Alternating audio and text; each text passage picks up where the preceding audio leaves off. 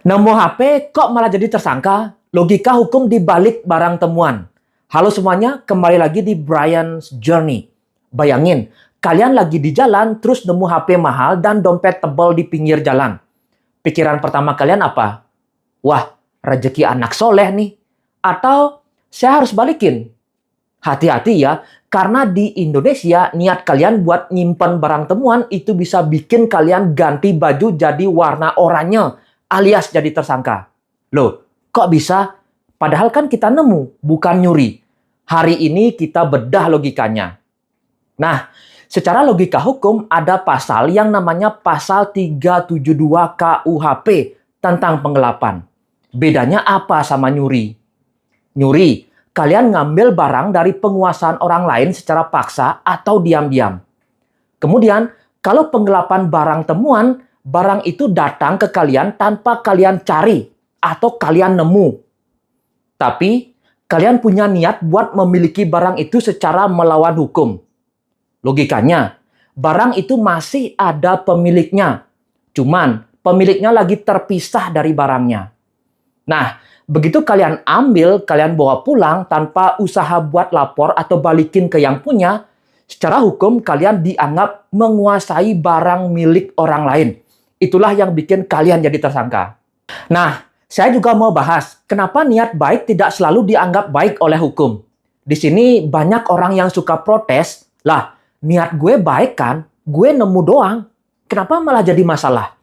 Nah, ini penting banget ya. Hukum tidak menilai isi hati seseorang.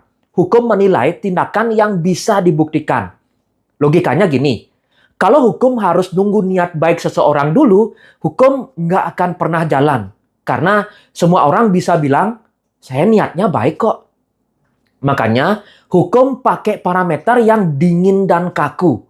Yang pertama, ada usaha mengembalikan atau tidak. Yang kedua, ada laporan resmi atau tidak. Yang ketiga, ada niat menguasai atau tidak. Jadi, di mata hukum, niat baik tanpa tindakan yang benar sama dengan niat kosong. Nah, ada lagi. Kesalahan fatal yang paling sering dilakuin oleh orang baik. Orang jahat biasanya udah paham ya sama resikonya.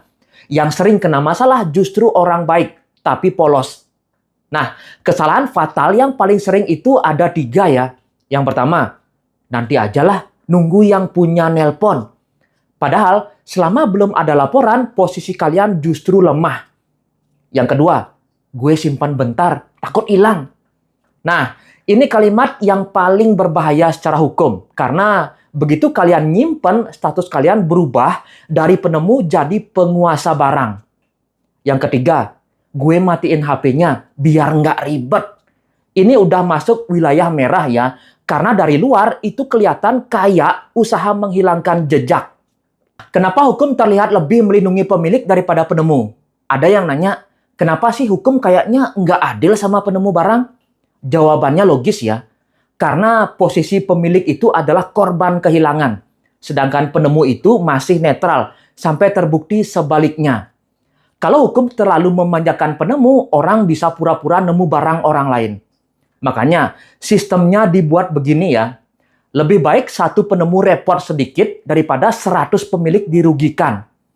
Ini bukan soal nggak percaya orang baik, tapi soal mencegah penyalahgunaan.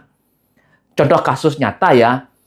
Saya pernah baca kasus nyata, ada orang yang nemu HP di jalan, niatnya mau balikin. Tapi dia bawa pulang dulu, matiin HP-nya, dan baru keesokan harinya mau dibawa ke kantor polisi. Besoknya apa yang terjadi? Dia udah dilaporin duluan. Di mata hukum, HP sempat dikuasai, sempat dimatikan, tidak langsung lapor. Niat baiknya udah nggak relevan lagi. Yang dinilai adalah rangkaian perbuatannya. Makanya, niat baik itu harus cepat dan tercatat. Perbedaan moral sosial versus logika hukum. Secara moral sosial, orang yang nemu barang itu sering dianggap beruntung. Tapi, secara hukum, orang yang nemu barang itu sedang diuji. Moral bilang, kalau nggak ada yang lihat, aman berarti. Hukum bilang, kalau nggak tercatat, sama dengan rawan. Makanya, jangan pakai logika tongkrongan buat urusan hukum. Karena di ruang sidang yang berlaku bukan hati, tapi bukti yang tertulis. Kalau semua orang jujur, kenapa masih perlu ada aturan? Ini pertanyaan filosofis tapi penting ya. Kalau semua orang jujur, kita nggak butuh kunci rumah, nggak butuh CCTV, dan nggak butuh hukum.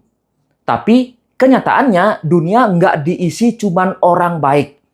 Makanya aturan dibuat bukan untuk menuduh, tapi buat melindungi yang benar-benar jujur. Nah, kalian harus tahu ya, di tahun 2026 ini, nemu barang di jalan itu bisa jadi modus kejahatan. Ada yang namanya jebakan Batman. Skenarionya kayak gini ya. Seseorang sengaja menjatuhkan HP atau tas di depan kalian. Begitu kalian ambil dan masukkan ke dalam tas, tiba-tiba ada segerombolan orang datang, pura-pura jadi saksi atau polisi gadungan, dan nuduh kalian sebagai pencuri. Mereka bakalan meras kalian atau minta uang damai. Logikanya, kalau kalian nemu barang di tempat yang mencurigakan, jangan langsung disentuh pakai tangan kosong. Gunakan logika waspada. Panggil saksi orang sekitar dulu sebelum kalian pegang barang itu. Ini penting buat jaga-jaga kalau itu ternyata jebakan. Kenapa sekarang banyak orang yang kena kasus gara-gara HP? Karena HP itu punya digital footprint atau jejak digital. Ada email, ada GPS, dan ada akun Google atau iCloud. Begitu kalian nemu HP, terus kalian matiin, kalian ganti kartunya, atau kalian coba reset HP-nya.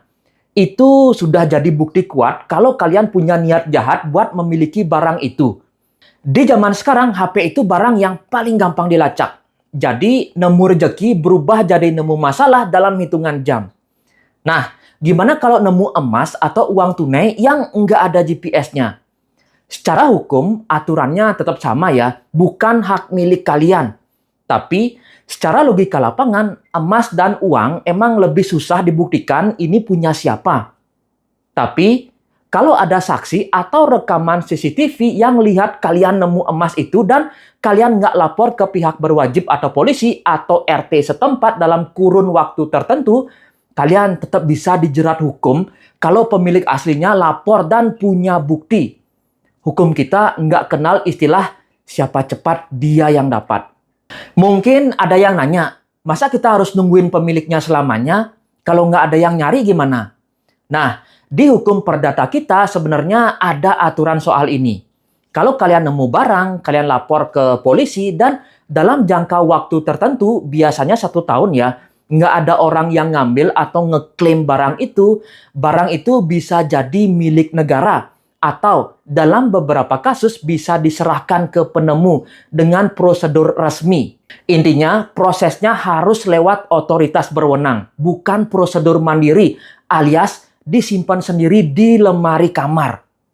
Logika hukum itu butuh catatan resmi, biar kalian nggak dituduh menggelapkan. Nah, banyak yang nggak tahu di beberapa negara dan secara etika hukum, penemu itu sebenarnya berhak dapat imbalan. Kalau di luar negeri ada aturan penemu berhak dapat sekitar 10% dari nilai barang sebagai ucapan terima kasih atas kejujurannya. Di Indonesia, meskipun nggak tertulis kaku soal persentasenya, memberikan imbalan itu adalah bentuk apresiasi. Tapi, jangan sampai kalian menahan barang itu sampai pemiliknya bayar. Itu namanya pemerasan. Logikanya, balikin dulu barangnya dengan tulus. Kalau dikasih imbalan, itu rezeki kejujuran kalian. Kalau nggak dikasih, kalian udah dapat pahala karena nggak jadi tersangka penggelapan. Itu jauh lebih mahal dari nilai barangnya. Terus harus gimana biar nggak jadi tersangka? Pakai logika transparansi. Yang pertama, jangan bawa pulang dulu. Kalau kalian tiba-tiba nemu HP di jalan, bawa ke kantor polisi terdekat. Yang kedua, dokumentasi. Foto dan video pas kalian nemu barang itu sebagai bukti posisi awalnya kayak gimana. Yang ketiga, minta berita acara.